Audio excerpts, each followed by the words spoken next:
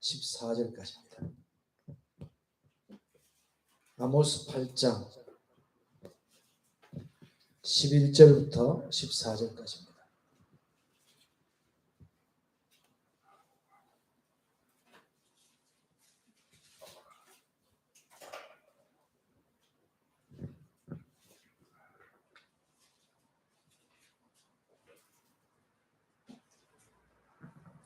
제가 읽어드리겠습니다. 주 여호와의 말씀이라. 보라, 날이 이를지라.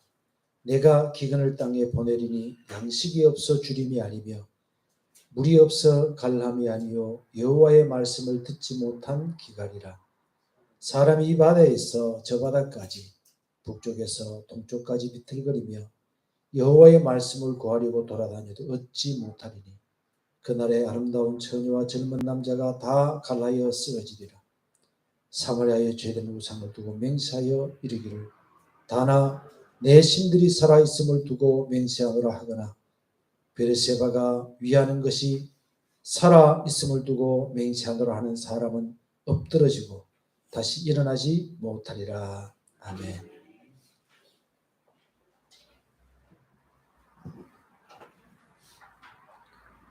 아모스가 활동을 하던 시기가 BC 766년에서 755년 그 사이였지요. 그리고 이스라엘이 북쪽 왕국이었던 이스라엘이 멸망했던 때가 BC 722년이었습니다. 결국 한 50년 정도 후에 이 나라가 북왕국이 무너지고 멸망할 것에 대해서 아모스는 열심히 이제 북왕국 이스라엘에 가서 메시지를 전했던 사람이라고 볼 수 있습니다. 우리가 이제 계속 아모스서를 몇 주 동안 이렇게 봐왔는데 북이스라엘의 신앙의 문제점은 구조적인 문제였죠. 구조적인 문제. 기본의 문제였습니다. 기본. 바탕이 뭐냐라고 하는 거죠. 바탕이 뭐냐. 아무리 이 사람들이 행위를 고치려고 해도 근본 뿌리가 잘못되어 있었죠. 그러니까 우리 식물들 이렇게 보면 얘들 지금 흙에 심어놔서 이렇게 자라고 있죠. 그런데 여기다가 아름다운 꽃을 꺾고자 하기 위해서 이제 잘라진 꽃을 갖다 꼽아 놓으면 잘 가면 한 일주일 가고 더 길게 가면은 한 2주 가고. 얼마 전에 장례식장 갔었는데 이 장례식 꽃을 얼마나 재활용을 했는지 중방도 이쪽에도 가면 그름한 창고 같은 데서 보면요. 장례식장에 걷어오면은 막 시든 거 뽑아버리고 몇 개 꼽아가지고 막 갖다 얘는 그런 집이 있어요. 구경하러 갈래요? 근데 그런 집이 있어요. 근데 장례식장에 꽃을 가져왔는데 얼마나 재활용을 했는지 갖다 놓고 그 다음날 되니까 시들어버리는 거예요. 어차피 시들 것입니다. 꺾어놨기 때문에. 꽃잎이 떨어지는 게 아니라 시들어 말라 줄기까지 말라 죽어버리는 거죠. 아무리 화려하다고 해도 지금 이때는 아모스가 말씀을 전할 이때는 여로보암 시대였다 그랬죠. 여로보암 2세대 그죠? 여로보암 2세. 여로보암 2세 때에 아무리 국력이 신장이 되고 사람들이 살만하고 경제적으로 부흥했다고 하더라도 그들의 근본이 잘못되어 있었죠. 그 근본은 여로보암 1세가 북왕국을 건국하면서 그들에게 금송아지를 베델과 단에다 세워놓고 그것을 여호와 하나님이라고 섬겼던 것이 근본적인 잘못이라고 얘기를 했지요. 그래서 중간에 무슨 바알의 제사장들을 몰살시켜도 근본이 잘못되어 있기 때문에 이들은 망해가는 겁니다. 이들은 망해가는 거예요. 우리 이런 배경을 가지고 아모스를 읽어보면 아모스가 애 끓는 심정으로 말씀을 전했던 아모스였지만 그들이 근본적으로 회개하지 못하는 원인이 어디에 있는가 하는 것을 우리가 볼 수가 있지요. 그래서 오늘 7장부터 말씀을 조금 더 보도록 하겠습니다. 아모스는 계속해서 하나님 말씀을 전했는데 어느 날 그가 환상을 봤습니다. 환상을 봤는데 7장의 1절부터 8절까지 보면 세 가지 환상이 아모스에게 있었습니다. 첫째 환상은 메뚜기 재앙입니다. 아모스가 환상을 봤는데 메뚜기가 갑자기 막 번성을 하더니 풀이 도난할 그쯤에 메뚜기가 막 번성을 하더니 모든 것을 다 갉아먹어버리는 거예요. 어렸을 때 제가 읽었던 책 중에 소설 중에 펄벅의 돼지라고 하는 책을 읽었어요. 근데 거기에 보니까 그게 나오더라고요. 메뚜기 떼가 와서 막 갉아먹어버려요. 우리나라는 그런 게 상상이 잘 안 되죠. 아프리카나 뭐 중국도 그런 일이 있었다 그러는데 실제적으로 메뚜기 떼가 번성해서 한번 휩쓸고 지나가면 남는 게 없답니다. 푸르는 거는 다 갉아먹어버린답니다. 그 메뚜기 떼가 한번 날기 시작하면 구름이 꽉 낀 밤처럼 컴컴해진답니다. 지금 아모스가 그 환상을 본 거예요. 메뚜기 떼가 휩쓸고 지나간 자리에 남는 것이 하나도 없는. 메뚜기 떼가 지금 들판에 휩쓸고 지나가면 원래 보리동산은 다 붙여버린 거죠. 벼를 심어놨을 때 그렇게 되면 지금 뭐 쌀 그거 뭐라 그럽니까 그거 수매 그거 하는 뭐 그 법안 때문에 지금 난리가 났는데 그 걱정할 필요도 없어. 어쨌든 이런 걱정 그런 것들을 보고 아모스가 아이고 큰일 났다 싶습니다. 그래서 2절에 보니까 이런 얘기를 합니다. 메뚜기가 땅의 풀을 다 먹은지라 내가 이르되 주 여호와의 청하건대 사하소서 용서해 주십시오 이 말이죠. 야곱이 미약하오니 어떻게 서리이까. 여호와께서 이에 대해 뜻을 돌이키셨으므로 이것이 이루어지지 아니하니라. 지금 여기에서 우리가 발견할 수 있는 게 하나님께서 그토록 진노하셨다는 부분하고 또 다른 부분에서는 아모스가 하나님께 여쭐 때에 여호와여 사하소서 용서해 주십시오. 그러면서 그 뒤에 얘기가 야곱이 미약하오니 어떻게 서리이까. 이 굉장히 핵심적인 얘기 중에 하나입니다. 무슨 얘기냐 그러면 지금 하나님께서 이스라엘에게 채찍질 하시는 이유는 야곱을 서게 하기 위해서 야곱의 진정한 남은 자를 통해서 이스라엘이 망하지 않고 그 이름을 이어가서 하나님의 백성으로 온전히 서게 하기 위한 하나님의 계획이 그 속에 있다. 이런 겁니다. 때로는 우리가 살아가는 동안 하나님이 징계를 받을 때가 있어요. 징계는 달게 받아야 되지. 징계를 받는데 미꾸라지처럼 하나님이 때리려고 쏙 빠져나가려고 또 쏙 빠져나가고 이러면은 나중에 족대 갖다 잡아가지고 추어탕 만들어 버립니다. 그렇게 하면 안 돼요. 하나님이 우리에게 징계를 하실 때는 내가 어디서 잘못했는지를 생각하고 돌이켜서 하나님 내가 잘못했습니다 하고 그 앞에 징계를 달게 받는 그런 사람이 되어야 됩니다. 그죠? 어쨌든 여기서 핵심적인 것은 야곱이 미약하오니 어떻게 서리이까. 하나님의 계획은 지금 야곱을 세우기 위한 그것에 있었다라고 합니다. 두 번째 환상입니다. 4절부터 6절까지 보면 하나님께서 불로 징계하려고 했는데 불이 갑자기 나와가지고 큰 바다를 삼키고 육지까지 먹어버리는 거예요. 그러니까 불로 모든 것들을 다 태워버리는 그 끔찍한 환상을 보게 되는 거죠. 그러니까 여기서 보는 거는 그거예요. 지금 우리가 이제 얼마 전에 하나님이 은혜를 베푸셔서 하나님 은총을 내리셔서 강릉에 불이 났는데 비를 내리셔서 하나님께서 이렇게 꺼주셔서 너무 감사하죠. 근데 그때 그 불타는 그거 여러분 동영상 이런 데서 보셨습니까? 집들이 그냥 타버리더라고요.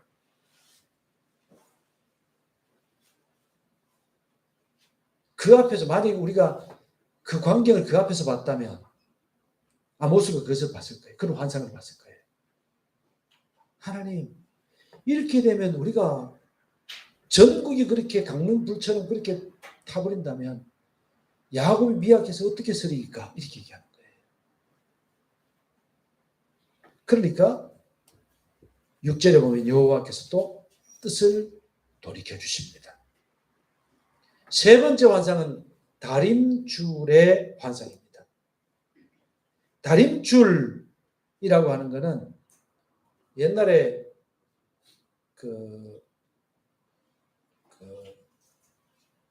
미장하고 뭐 벽돌 쌓고 하는 분들이 그거 하는 분들이 이제 일본의 용어인 것 같은데요. 사계볼이라는 사계볼이 맞나요? 수직으로 이렇게 추 달아가지고 이렇게 재는 게 있잖아요. 사계볼이라고 얘기하는 것 같은데. 우리 말로는 다림줄이라고 나왔네, 그죠? 다림줄. 다림줄의 환상을 보았습니다. 주님이 다림줄을 잡고 서셨는데 아모스에게 물으시죠. 아모스, 네가 뭘 보느냐? 예, 다림줄을 봅니다. 그러니까 주님이 말씀하십니다. 8절 중간에 보면 내가 다림줄을 내 백성 이스라엘 가운데 두고 다시는 용서하지 아니하리라. 이삭의 산당들이 황폐되며 이스라엘의 성소들이 파괴될 것이라. 내가 일어나 칼로 여로보암의 집을 치리라. 이렇게 얘기를 합니다.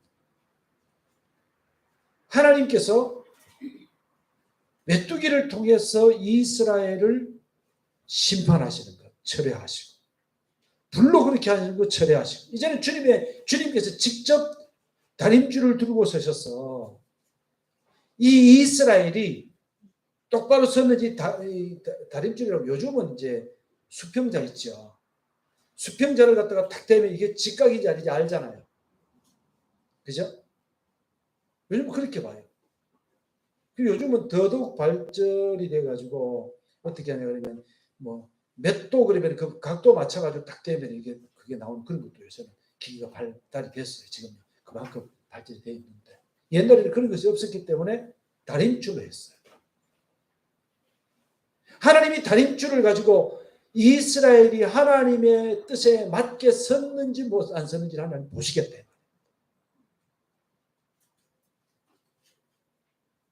하나님의 기준을 보겠다는 거죠. 하나님의 말씀의 기준. 때로 저도 그렇습니다. 목회를 하다 보면 자꾸 사람과 비교를 하게 돼요. 뭐 어떤 교회 목사님과 비교하게 되고 어떤 교회와 비교하게 되고 좀 사람과 비교하게 돼요. 여러분 안 그러세요? 여러분들은 에이 내가 그래도 누구보다 낫지. 잘하는 사람은 잘 비교 안 하고 못하는 사람 꼭 대놓고 뭐 잘하면은 그 사람의 이렇게 약점 같은 걸 들으면 에이 그 사람 이런 부분인데 내가 그 사람보다 낫지 그러면서 이스라엘도 그랬어요. 유다도 그랬어요. 어떤 마음으로? 하나님 우리가 이제 그 성경을 읽어보면 하박국 같은 경우도 뭐라 그래요? 하나님 아무리 이스라엘이 유다가 잘못한다고 해도 그렇게까지 하나님이 하십니까? 갈대아인들보다는 유대인들이 낫잖아요. 하나님. 그들과 비교를 해요. 근데 하나님이 들고 서신 건 뭐예요? 다림줄. 누가 비교하는 거예요? 하나님의 말씀과 비교하는 거예요. 하나님의 말씀과. 한 나라를 지탱해 가는 것도 마찬가지입니다. 우리나라의 정당들도 마찬가지입니다. 절대적인 기준을 가지고 우리가 이것이 맞느냐 안 맞느냐 이렇게 얘기하는데, 우리가 뭐 국민의힘보다는 낫지. 우리가 뭐 민주당보다는 낫지. 그거 안 되는 거예요. 절대적인 기준이 있어요. 절대적인 기준이 뭐예요? 나라로 보면 그 법이라고 하는 거죠. 법. 법에 맞느냐 안 맞느냐.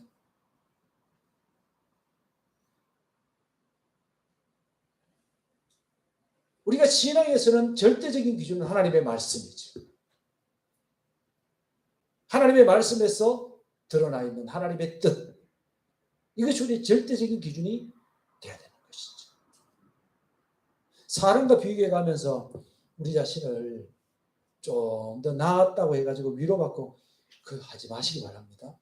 그렇게 하면 안 돼요. 그렇게 되면 잣대가 잘못되어 있기 때문에 항상 점점 더 나빠질 수밖에 없고 좋아질 일은 전혀 없습니다. 그래서 하나님께서 다림줄을 들고 서셨다 이렇게 얘기하십니다. 그러면서 이제 9절에 읽어보면 이런 얘기가 있죠. 이삭의 산당들이 황폐되며 이스라엘 성소들이 파괴될 것이라. 내가 일어나 칼로 여로보암의 집을 치리라. 이삭의 산당? 이삭은 누구죠? 아브라함의 아들이죠. 아브라함의 아들.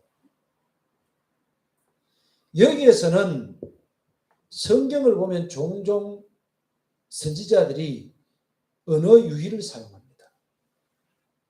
여기서도 마찬가지예요. 이제 이삭의 산당 그랬을 때 언어 유희를 사용했는데, 이삭이라는 말이 제가 이제 히브리어를 전공하지 않았기 때문에 히브리 발음도 잘못합니다. 근데 이삭이라는 말이 원래 창세기에 나오는 이삭은 이짜크라는, 히브리인들이 들으면은, 유대인들이 들으면 뭐 발음을 지려하는 거겠지만 어쨌든 이짜크라는, 여기서는 이삭 비슷한 겁니다. 비슷해. 비슷한데 이짜크라는 말은 웃음이란 말이죠. 근데 여기서 이삭이라는 말은 비슷한 말인데 놀이터라는 의미를 가지고 있는 거예요. 놀이터. 언어 유희를 사용한 거예요. 너희들이 아브라함 하나님, 이삭의 하나님, 야곱의 하나님은 나의 하나님입니다. 이렇게 믿느냐? 너희들이 이삭을 아주 믿음의 존경스러운 그런 조상으로 생각하고 있느냐? 그런데 너희들의 제단은 놀이터에 불과하다, 이삭에 불과하다 이렇게 얘기하는 거예요. 그래서 내가 그것을 멸망시키고 파괴해버리고 말 것이다 이렇게 말씀하십니다.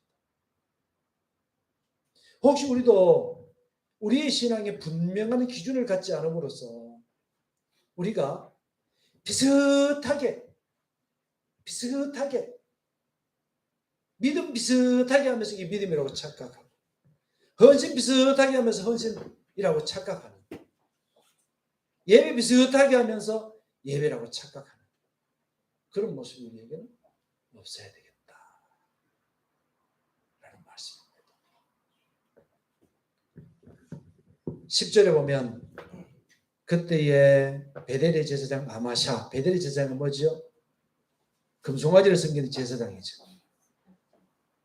이 제사장이, 아마샤가 이스라엘 왕 여로보암에게 보내어 이르되 이스라엘 족속 중에 아모스가 왕을 모반하나니 그 모든 말을 이 땅에 견딜 수 없는, 이 사람들 입장에는 그래요.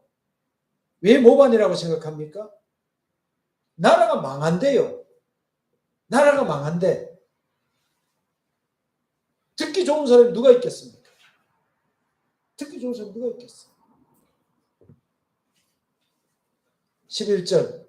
그러니까 아모스가 얘기하기를 여로보암은 칼에 죽겠고 이스라엘은 반드시 사로잡혀 그 땅에서 떠나겠다 하나이다. 이제 아마샤가 이제 왕이 일러 바치는 내용이죠. 아마샤가 또 아모스에게 이르되 선견자야 너는 유다 땅으로 도망하여 거기 가서 거기에서나 떡을 먹으며 거기서 예언하고 다시는 베델에 예언하지 말라. 이는 왕의 성소요 나라의 궁궐임이니라. 선견자야. 옛날에 그러니까 이제 사무엘 시대 이때까지는 선지자들을 갖다 선견자라고 불렀어요. 그 후로는 선지자라고 불렀습니다. 그런데 이 아마샤가 선견자야라고 얘기하는 것은 아주 비난적으로 얘기하는 거예요. 요새 사람들이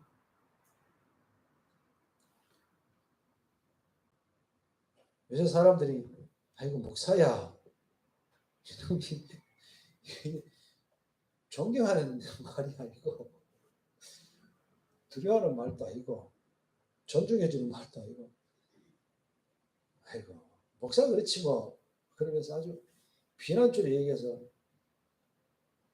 부끄럽습니다. 왜 이래 됐는지 세상이 어떻게 이렇게 된지 모르겠어요. 저도 잘해야 되겠고 성도들 보고 잘하라 그러기 전에 목사님부터 잘해야 될 것 같아요. 좀 부끄럽습니다. 선견자야 그러면서 너는 유다 땅 왜 이런 얘기를 하냐 그러면 유다 땅에서 온 사람이기 때문에 네 고향이라 돌아갔어. 거기서는 하지.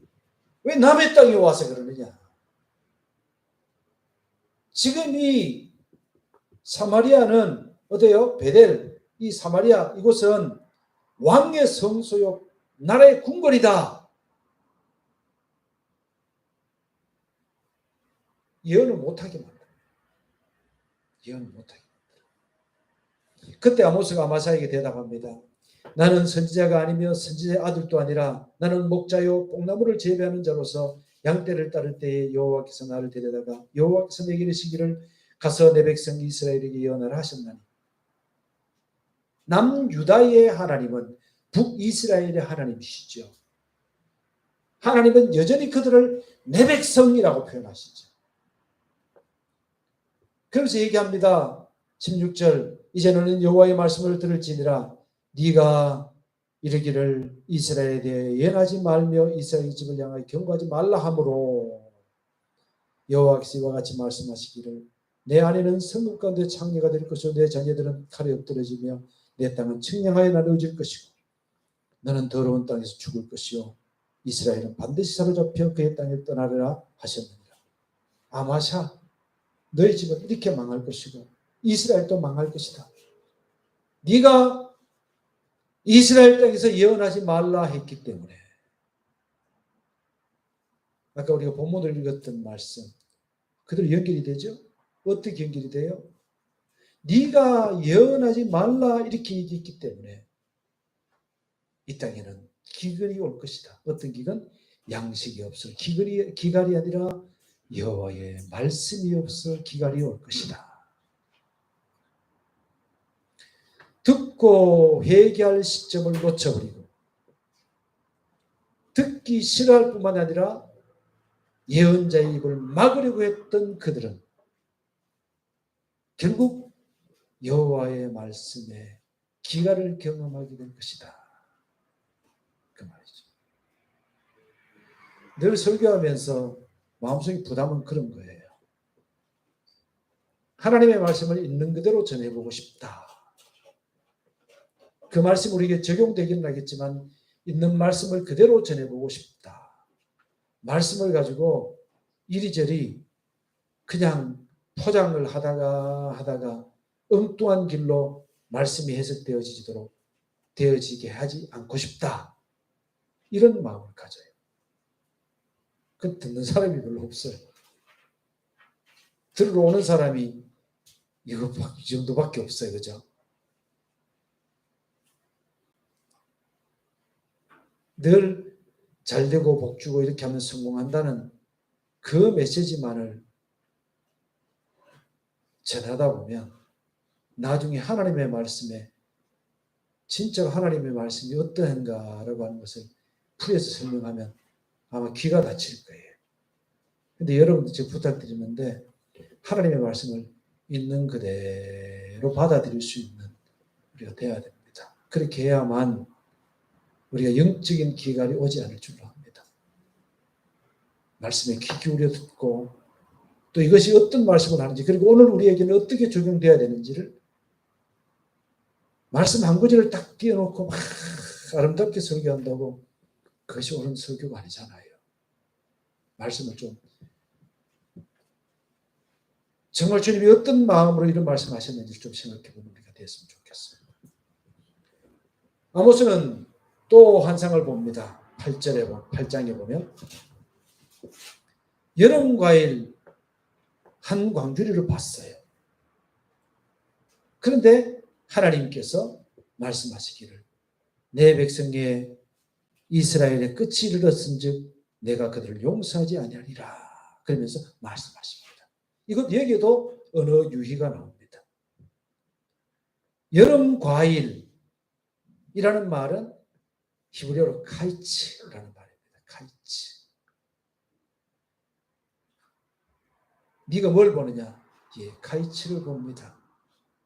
그러냐? 이스라엘은 캐츠다. 그게 여기 요든가 하는 자음이 하나 차이입니다.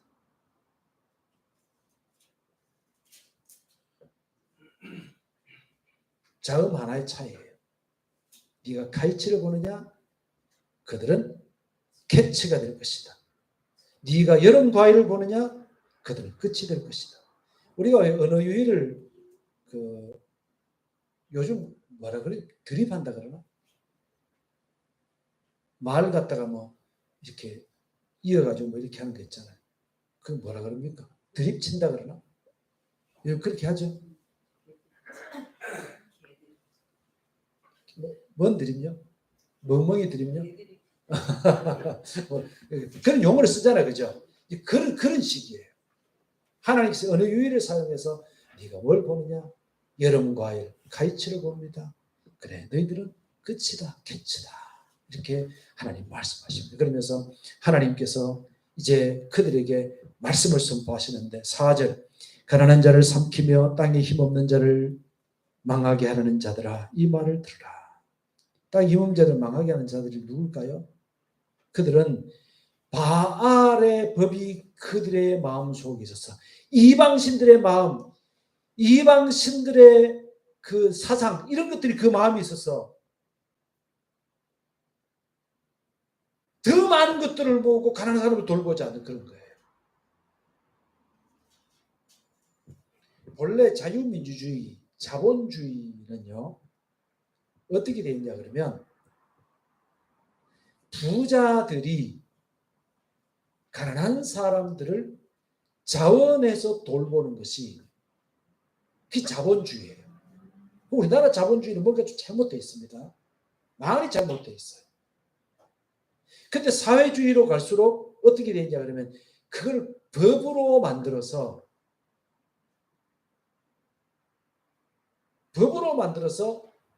이게 구조적으로 만들어 놔요. 근데 문제는 뭐냐 그러면 구조적으로 사회주의 사회로 가면 어떻게 되냐 그러면 나중에 가난한 사람들이 그 계단식으로 돼서 그 밟고 올라설 수 있는 그런 것이 없어요. 신분의 뭐랄까요?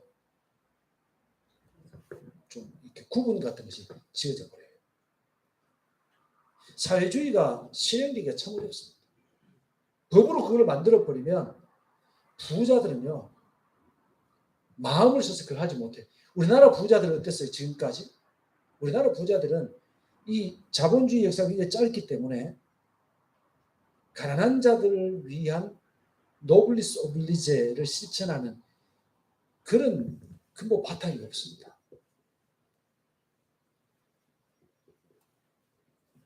이스라엘에 가면 뭐 그런 게 있다 그러는데 저는 이스라엘에 가보기만 해가지고 그 살아보질 않아가지고 잘 모릅니다. 그런데 그런 얘기를 해요. 거지들도 당당하대요. 왜 당당하냐 그러면 구걸하는데 당신 나한테 줘야 당신 복 받을 게 아니냐 하나님한테 이런다는 거예요. 아, 참 거지도 멋있네, 그죠? 거지도 멋있어. 그래서 자본주의의 근본적인 것은 그런데 좀 지금 서양의 자본주의 같은 경우도 좀 탐욕스러운 자본주의가 되어버렸죠. 많이 타락했죠.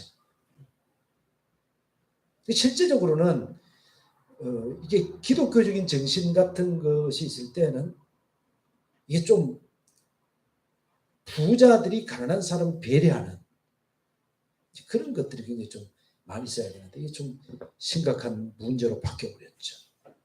근데 이스라엘은 지금 자본주의 같은데 이거는 바알의 신을 섬기는 그런 강한 사람이 약한 사람을 집어삼키는 아주 잘못된 그런 것에 사로잡혀서 있기 때문에 아모스는 그렇게 얘기하죠. 땅에 힘없는 자를 망하게 하려는 자들아 이 말을 들으라. 너희가 이르기를 월삭이 언제 지나서 우리가 곡식을 팔며 안식일이 언제 지나서 우리가 밀을 내게 밟고 에바를 작게 하고 세계를 크게 하여 거짓 저울로 속이며 은으로 힘없는 자를 사며 실한 켤레로 가난한 자를 사며 찌꺼기 밀을 팔자 하는도다. 여호와께서 야곱의 영광을 두고 맹세하시되 내가 그들의 모든 행위를 절대로 잊지 않으리라 하셨다니 이로 말미암아 땅이 들지 않겠으며 그 가운데 모든 주민이 애통하지 않겠느냐. 온 땅이 강이 넘친 같이 솟아오르며 애국강같이 뛰놀다가 낮아지리라. 애국강이 뛰놀다가 낮아진다는 얘기는 그 보통 강들은요 북에서 남으로 흐르는 경우가 대체로 그래요, 그죠? 그런데 애굽의 강은 저기 그 근원이 이디오피아하고 저기 아프리카 쪽에 근원이 있어요. 그래서 그 강은 남쪽에서 북쪽으로 흘러요. 그런데 이집트 땅은 비가 많이 안 옵니다. 비가 많이 안 오는데 아프리카 쪽에 비가 막 우기가 돼 비가 많이 내리면 그 강물이 흘러 내려와서 이집트 나일강을 막 범람하게 만들어요. 그래서 그 땅이 그 강이 갑자기 높아져 가지고 부유한 퇴적물 같은 거, 부유한 그 땅 속에 있는 영양분을 막 공급을 하면 그것은 이제 이집트 사람들이 성경에 보면 발로 물을 공급한 갔다 그래도 이렇게 물을 이제 밭에 이제 논에 이렇게 들여가지고 그게 곡식이 잘 되도록 하는. 이제 이집트 땅이 굉장히 부유했거든요. 그런 것들을 얘기하는 거예요. 땅이 애굽 땅이 뛰놀다가 낮아졌다는 얘기는 바로 그런 것을 얘기해요. 이런 것들을 생각하면 성경 읽으면 참 재미가 있어요. 머리에 상상을 하면서 읽으면 참 재미가 있어요. 그러면서 주 여호와의 말씀이 아니라 읽기만 해도 설교가 되는 것 같아요. 이 말씀들은. 그날에 내가 해를 대낮에 지게 하여 백주 대낮에 이 말입니다. 백주 대낮에 땅을 캄캄하게 하며 너희 절기를 애통으로 너희 모든 노래를 애곡으로 변하게 하며 모든 사람이 굵은 배로 허리를 동이게 하며 모든 허리를 대머리가 되게 하며 독자의 죽음으로 말미암아 애통하듯 하여 결국은 곤고한 날과 같게 하리라. 그러면서 하나님께서 아까 읽었던 말씀 그 땅에 더 이상 하나님의 말씀을 사모해도 하나님께서 말씀하지 않겠다. 그래 이들이 막 망해갔을 때 너무너무 안 되고 너무너무 힘들어요. 위에는 비도 내리지도 않고 먹을 것이 공급되지 않고 마실 물도 없고 너무도 공고할 때에 여호와 하나님 우리에게 말씀해 주십시오. 우리가 어떻게 하면 회개할 수 있겠습니까? 하나님 말씀하지 않겠다는 거예요. 하나님 응답해 주지 않겠다는 거예요.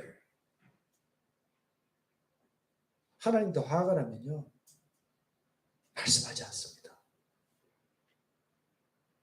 하나님과 죄를 비교할 수 없지만 하나님이 화가 나시면 저처럼 말하지 않습니다. 저는요, 삐지면요 말 안 합니다. 제 집사람도 삐지가 말 안 하더라고요. 삐지면 또 제가 또 살살살살 그러지 않습니까? 살살 그래도 삐지면 말 안 해요. 하나님께서도 화가 나시면 말씀하지 않습니다.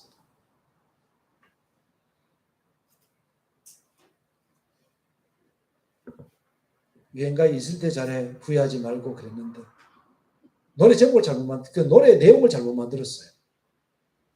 그를 보험성으로 만들었으면 얼마나 좋을까. 있을 때 잘해 후회하지 말고 주님이 가까이 있을 때 그를 부르라. 주님이 응답하실 때 주님 하고 얘기해야 되지. 이렇게 가사를 바꾸면 얼마나 좋을까 싶은 생각이 듭니다. 계산을 해서 한번 불러볼까요?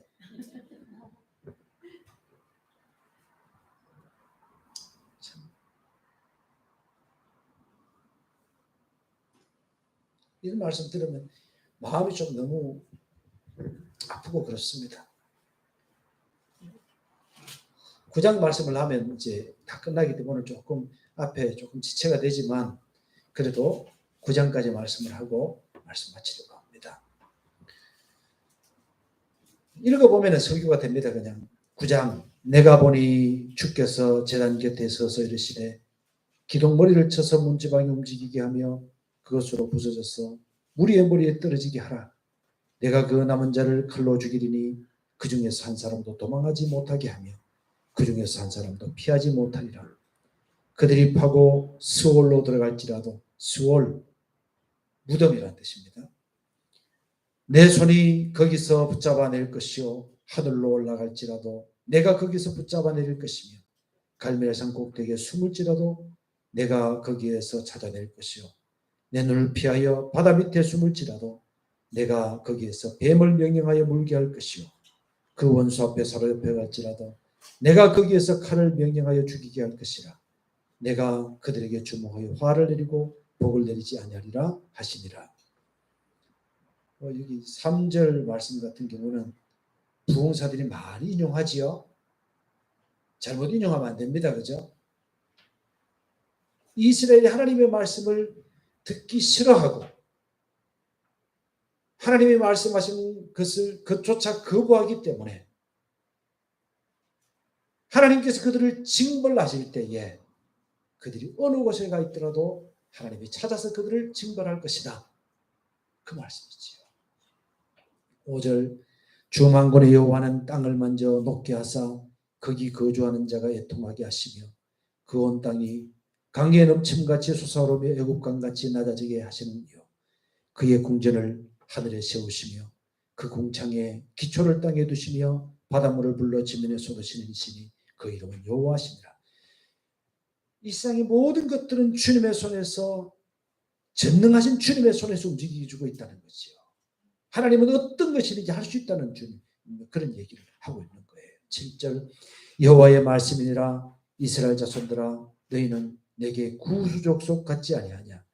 내가 이스라엘을 애굽 땅에서 블레셋 사람을 갑돌에서 아람 사람을 기르에서 올라오게 하지 아니하였느냐. 보라 주 여호와의 눈이 범죄한 나라를 주목하노니 내가 그것을 지면에서 멸하리라. 그러나 야곱의 집은 온전히 멸하지는 아니하리라. 여호와의 말씀이라. 이게 우리 희망이 되는 말씀이죠. 하나님께서 말씀하시기를 갈멜산 꼭대기에 숨을지라도 거기서 건져내고 무덤 속에 들어가도 건져내고 찾아낼 것이고 내 눈을 피해서 바다 밑에 숨을지라도 거기 뱀을 명령해서 물게 할 것이고 너희들이 숨을 곳이 없다. 너희들은 다 망한다. 그러나 야곱의 집을 온전히 멸하지는 완전히 멸망시키지는 않을 것이다. 남은 자가 있을 것이다.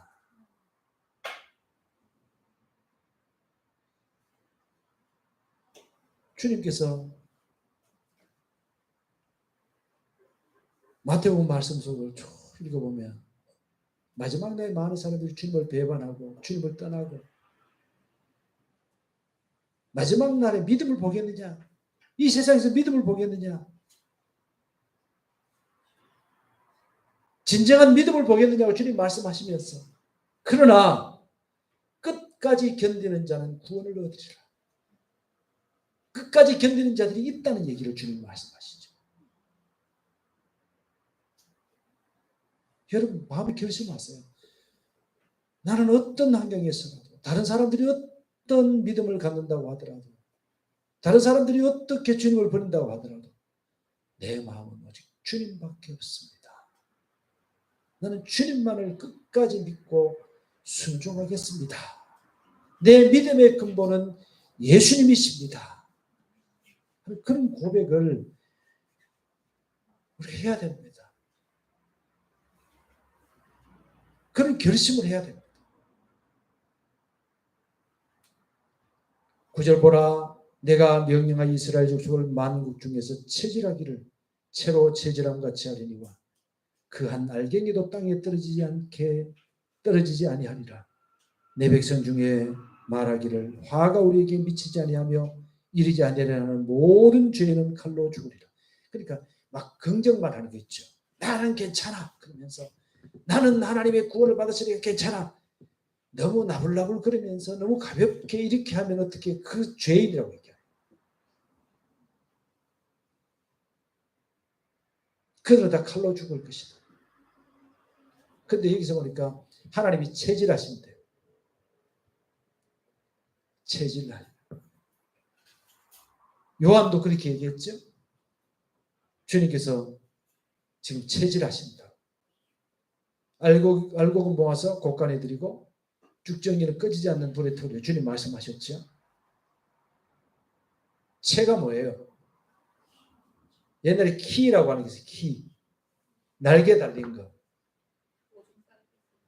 오줌 쌀 때 머리에 이렇게 하고 쓰고 가가지고 소금 못 들어가는 그거 있어요.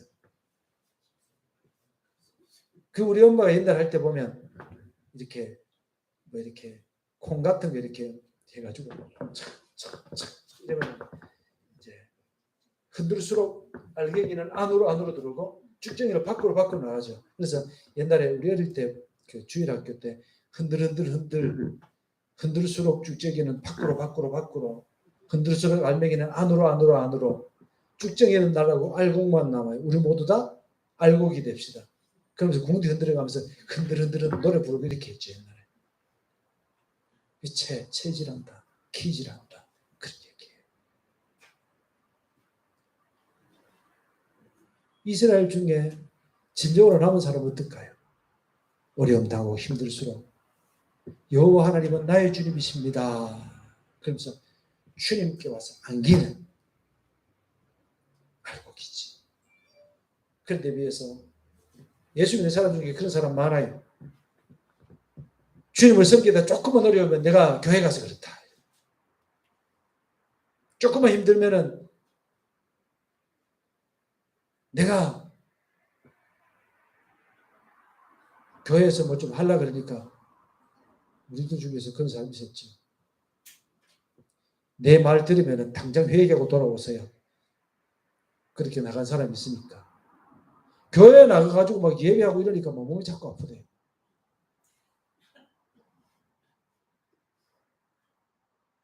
얼마 전에 있었죠. 다시 오시기 바랍니다. 혹시라도 이거 들으면 오시기 바랍니다. 교회 와서 예배 드리고 나니까 자꾸 아프대요. 그래서 다 낫고 난 다음에 왔다고 지금 안 나오고 있어요. 빨리 와요. 그러면 안 돼요. 그러면 자꾸 아프게 해가지고 교회 못 오게 만들어요. 어려움이 있으면 어떻게 해요? 주님께 함께 해야 돼요. 예수님께 막 기도하고 예배를 드리다가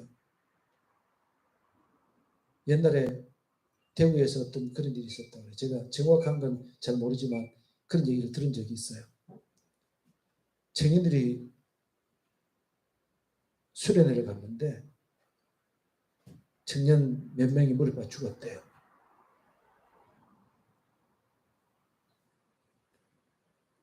그런데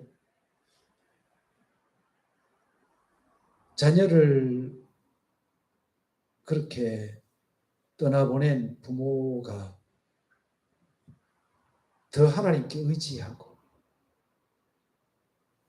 더 하나님 앞에 감사하고 그렇게 살았다는 얘기를 들은 적이 있어요. 심지어는 부모가 교회를 안 나오고 애들만 교회 갔는데 불신했던 부모님들도 예수님 믿기 시작했다는 얘기도 들었어요. 딱 준비하고 문 앞에 딱 서 있다가 한 발 안에 두고 한 발 밖에 있다가 자녀에게 무슨 일이 있으면 교회 하나 하고 도망가 보고 여러분 우리 반대가 돼야 돼요. 반대가 돼요. 고난이 오면 어려움이 오면 주님께 더 안겨야 돼요. 더 주님께 안기고 주님을 의지해야 되지. 알곡은 흔들릴수록 체질하면 할수록 점점 더 안으로 모여들게 되는 거지. 하나님께서 말씀하시기를 내가 야곱의 집을 온전히 멸하지는 아니하리라. 남은 자가 있다 이 말씀하시죠. 앞으로 저희들이 신앙생활을 했을 때보다 우리 젊은 사람들이 신앙생활을 할 때 어려움이 얼마나 더 많이 올 텐데 그때 되면 어떻게 하려고 해요? 그때 되면 어떻게 할 거예요? 어려우니까 나는 주님 떠나려고 해요.